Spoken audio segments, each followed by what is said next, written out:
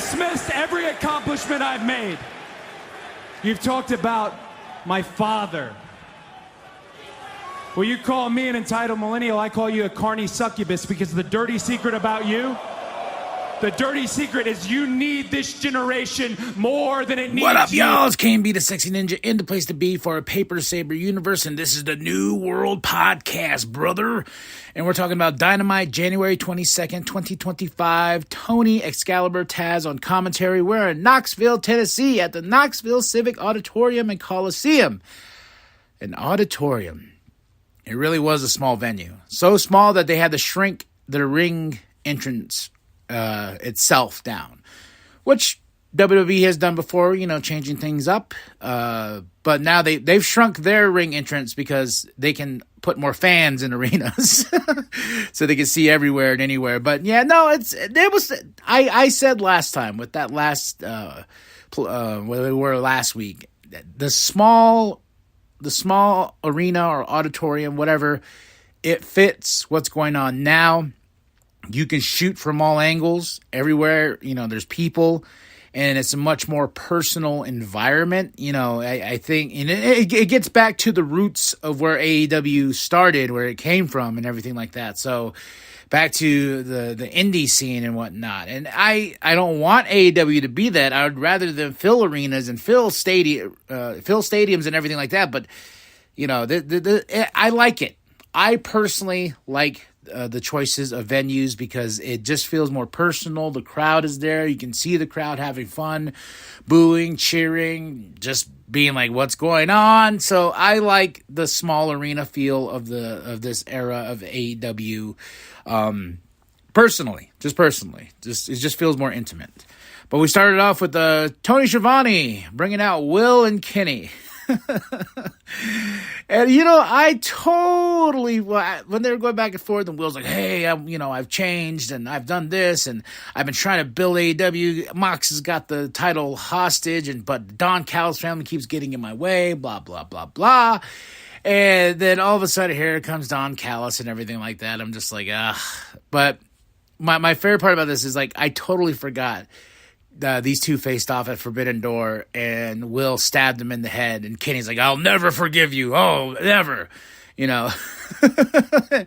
Very dramatic about it. Then Don Callis comes out. They go after Don Callis. Oh, Kenny goes first, and then he gets his ass beat by the family. Then Will jumps in, and then it's just a big fight around the arena. And, and then they go all the way to the merch booth. It's not far from the entrance to the arena because you can tell how small this place is. But I was like, not the merch booth. Archer takes Will and puts him on the table and drags him across. But they put Will and Kenny put Archer through the table. Then there was a really cool spot. I wish they shot it where you could see it on TV, but there's a really great spot from Will and from Kenny jumping off, these high spots and everything like that onto the Don Callis family, taking them out, then climbing up and telling Don Callis and his family, like, hey, and I just like, he's like, hey, Will, if I want your apology, I want it in a match against the Don Callis family in Australia, February 15th, Grand Slam and everything. And he goes, and then I'll forgive you. And I was like, wow, it just took a fight to forgive one another, to forgive a man that stabbed him with a screwdriver. So at Grand Slam in Australia, we're going to get Kenny Omega and Will Ospreay taking on the Don Callis family. I am actually excited about that, especially with Will and Kenny teaming up. I'm very excited about that. Very, very excited about that. So, but we got a lot of show to cover here. We got the bastard package. We get a Mox promo, and he's calling out Cope, and he's like, hey, pretty much it. So if you watch Mox, you know what Mox does. Then we have the AEW World Tag Team Championship Private Party versus the Hurt Syndicate, getting cheered like crazy. Bobby chants. I mean, these guys are over, and they're supposed to be the heels. What does that tell you? No one gives a shit about Private Party. And the Hurt Syndicate takes those championships away from Private Party. MVP's on commentary. And I was thinking about this. I don't know how I really feel about the Hurt Syndicate getting the AEW World Tag Team Championships off of Private Party Was it necessary? Probably. Now we got a tag team stable here that is over, and it's Bobby's first time being, that tag team, being a tag team champion, with Shelton. And I don't know. I really felt it was like a double-bladed sword. Private Party got their opportunity, got their chance, and then it's just kind of ripped away from them because the Hurt Syndicate's here. Ex-WWF, WWE guys, just taking the championships. But I am all for the Hurt Syndicate as well, though. So it's like, that's what I mean. It's a double-bladed sword. I'm glad we got new champs, but I'm also sad that Private Party was put in the situation, and now the Hurt Syndicate has tag team gold. Lord knows that Bobby's going to be an AEW champion at some certain point by the end of this year. It has to happen. If you're going to do this, it has to happen. The Hurt Syndicate's got to roll through everybody. But we have new tag team champs here, and who's going to answer the call? Will the Bucks finally show up? Is the Hurt Syndicate actually not heels anymore? Are they actually over? Time shall tell. We shall see. But Mark Briscoe checks on Private Party and says, hey guys, sorry. Mariah May promo package talking about Crazy Tony and her brain and all this and that. So I'm excited for that match. Renee's with Tony Storm herself. Then Harley comes along and they start doing their heavy Australian accents with each other, calling each other mate and everything. It was just really cute. It was really awesome. And Harley's like, I wish I could wrestle in Australia. And she's like, you can. I'll see you in the other. Hyping each other up. So I was like, yes, let's get Harley on the show because I'll watch Harley any day. We got a Jeff Jarrett interview, kind of, and then Karen interrupts, and Karen's like, what happened last week? That was not you. And he's like, yeah, I don't trust me, and walks off. And he comes to the ring screaming about how, MJF is a fool and how he's going to go after the AEW Championship. Then he calls out Moxley, but here comes Claudio answering the call, takes out Jeff Jarrett. And my favorite part is, after Claudio's leaving, he has the mic in his hand, so he's going to talk still. He has the mic in his hand, goes over, and Jeff Jarrett gets up, and he's like, hey, in order to stop me, you'll have to kill me. And he goes, next week, me and you, and if I beat you, I get my shot at Jon Moxley for the World Heavyweight Championship. And somebody in the crowd yells at Claudio, don't do it. I don't know why I thought that was hilarious, but Claudio says, I'll see you next week. So if Jeff Jarrett beats Claudio, he will get an AEW World Championship opportunity.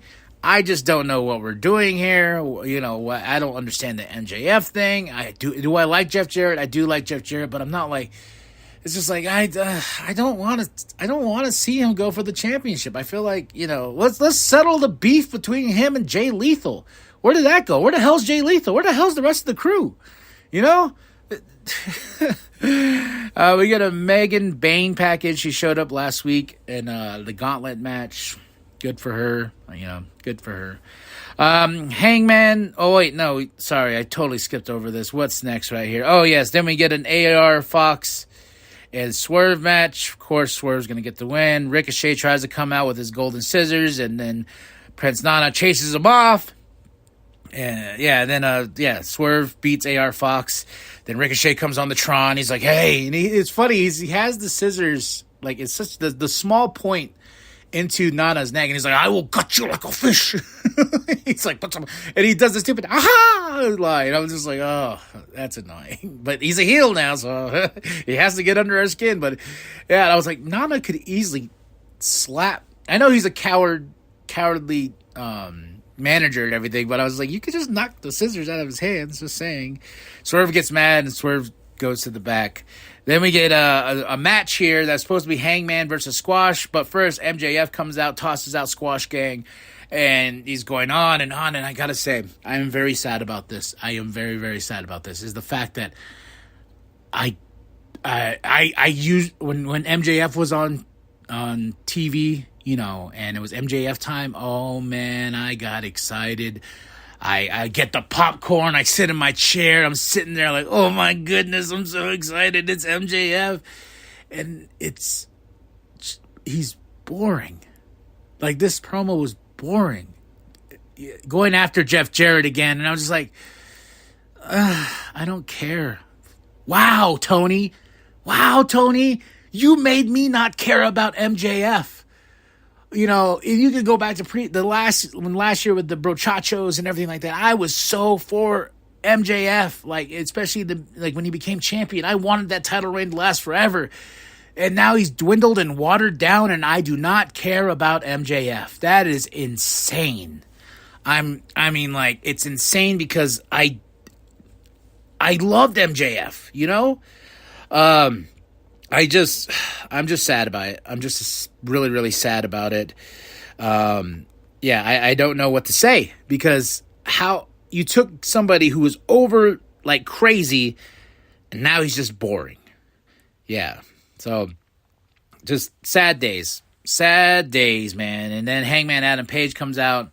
It's supposed to be a tease with MJF and Hangman face to face. I'm just like, okay. And I don't care for Hangman, but Hangman takes on Squash Gang, beats Squash Gang, attacks him after. Christopher Daniels comes out and he says, I'll never wrestle again. Then Hangman gets all mad, gets in his face. And this was really sad. This actually made me have the feels. He says, I'll never wrestle again. And you won. This is my goodbye. Even Hangman was like, whoa, wow, what happened? Like, you know what I mean? He was just like, okay, that's great. Get out of my face with the camera. And Christopher Daniels walks away, and I was like, oh, the fallen angel. Then we get Renee with Mercedes Moné. Only best thing about this was Harley with the guitar singing. That was the best part about this, because she's like, I want to face you in Australia. Mercedes Moné's like, you haven't even won a match yet on TV and this and that. But I was like, I want Harley versus Mercedes Moné. I want Harley to beat Mercedes Moné in Australia. That would be awesome. And that song was great, you know. And Renee's like, it was a good song. And I was like, yeah, chin up. It was a good song. And I got to say right here in my notes, the guy in the Sting makeup with no expression whatsoever. I know he's probably channeling his inner Sting. Man, he has no reaction whatsoever. I keep looking at him in the crowd. I was like, man, you can't pop that guy. He's full. He's committed. He's committed to the role. Julia versus Hater Part 2. This was a fun match. I gotta say, I really did enjoy this. Probably my match of the night, just because I love Julia. Julia Hart has the best entrance ever. But Hater gets one. So now they both have 1-1, and we can get a part 3 here down the road soon. Hater cuts a promo afterwards, kind of basically confirming that, saying like, hey, you got one, I got one. Whenever you want 3, just call me. I was like, ooh, all right. Hobbs answers Big Bill. Oh, I totally skipped over. There was a New York minute. I fast forwarded through it. I caught the gist of like Big Bill calling out Hobbs. But Hobbs then answers Big Bill. He's just like, yeah, I'll meet you in the parking lot. So we're going to get a parking lot brawl next week or on Collision. I don't know. I really didn't pay attention. I really didn't. We get a Swerve promo, and he's like, oh, in 2 weeks in Atlanta. I'm like, why are you waiting 2 weeks? Like, you want to beat this man's ass? You're like, you know what? Give me 2 weeks, and then I'll beat his ass in Atlanta. He just threatened your manager with some pair of scissors and everything. So you're gonna give the man 2 weeks? All right, sure, whatever. We get a Hellhounds promo. He said, there's no more rulers, there's no more masters, there's no more gods, it's just us, hear the barks. And I gotta say, I got a little bit of chills seeing these 3 together, and I'm just like, all right, Hellhounds, huh? I like it. Let's do it. Let's do it. Let's do it. Oh. Sorry, I'm just having a good time here, folks. That's what we're doing. That's what we're doing pro wrestling, right? We're having a good time. Then we go to Cope versus that bastard Pac. It was okay. It was okay for the most part. Cope got the win. Mox caught on TV on the screen, and they showed that they attacked Rock and Roll Express and FTR, taping them up, and they're beat down. Showing Cope he has nobody else to back him up, and here comes the Death Riders to the ring. They start beating down Cope, and then here comes Jay White. I was like, you know what? That's who I'd rather see get the championship and dethrone Mox. I'd rather see Jay White, not Cope. But they beat them both down and everything like that, and I was like, where's the Bang Bang Gang? Where is the Bang Bang Gang? I was like, come on. Oh my goodness. So a lot happened on this show. Not the same. It was basically the same old ending. Death Riders, Cope, for the past like 2 to 3 weeks. But Death Riders getting the win. I hate calling them the Death Riders. They're the cult, Mox cult. But overall, it was a fun Dynamite for what it was. There's some great moments. My match of the night, I'm just going to go with Julia versus Jamie Hayter. Next to that, Private Party versus the Hurt Syndicate. My moment of the night was Harley singing that beautiful song to Mercedes Moné to get a match at Grand Slam in Australia. Some good stuff right there. So, the saddest part of the show is making me feel like I don't care about MJF. That sucks. But tell me what you thought of the show. I give this show a solid 2.5 out of 5. Dynamite, January 22nd, 2025. Tony Excalibur Taz on commentary in Knoxville, Tennessee. That's it. That's all. Drop those comments below. Hit that like. Hit that subscribe. Share with your grandma. Share with your grandpa. Share with the bum down at Walmart. I am KMB, the Sexy Ninja. And remember that the New World Podcast is for life, brother. I was doing everything in my power to try and stop that. And, mate, I'll be honest with you. You've come back at a really bad time right now.